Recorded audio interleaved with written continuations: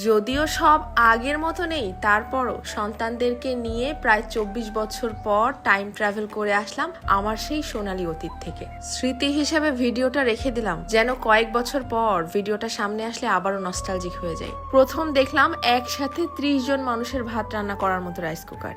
আসসালামু আলাইকুম। যেদিন থেকে মায়ের আঙুল ধরে বেড়াতে যাওয়ার সময়টা শেষ হয়ে গেছে, সেদিন থেকেই শেষ হয়ে গেছে ছেলেবেলা, শুরু হয়ে গেছে জীবনের ব্যস্ততা। এমন বড়বেলায় কি চাই আমরা?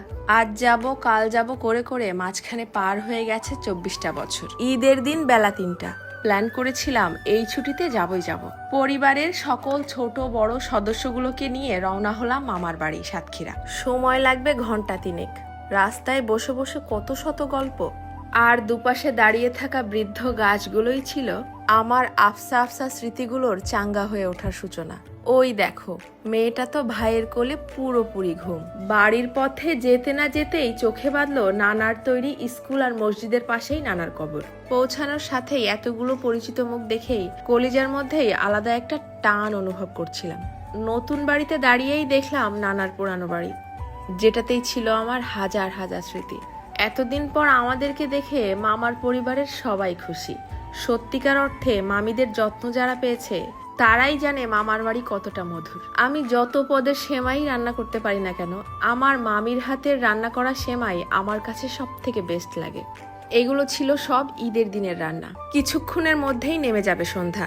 অপরিচিত জায়গায় ছেলে মেয়েগুলো যাওয়ার সাথেই হয়ে গেছে বোর। সাথে সাথে তাদেরকে আর সে সুযোগ না দিয়ে বললাম, চল কিছুটা চোখের সৌন্দর্য ভক্ষণ করে আসি। মামার বাড়ির পাশেই সেই পুরনো খাল, খালের উপরে ব্রিজ। যদিও ব্রিজটা আর আগের মতো সুন্দর নেই, অনেকটাই জরাজীর্ণ, তারপরও এ এক অন্যরকম নিস্তব্ধ সৌন্দর্য। পুরাতন সেই নানার বাড়িটার 10%-এর আছে মাত্র 2%, বাকিটা পুরাটাই ভেঙে চুরে শেষ।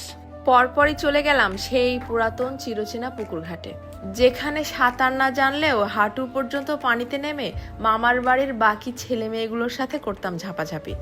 আমার ওলকপিটাও পেয়েছে আজ দারুণ ছুট, হয়েছে দড়ি ছাড়া। টোপর পড়া এই ঘরটা দেখে ছেলে মেয়েগুলো তো দারুণ অবাক।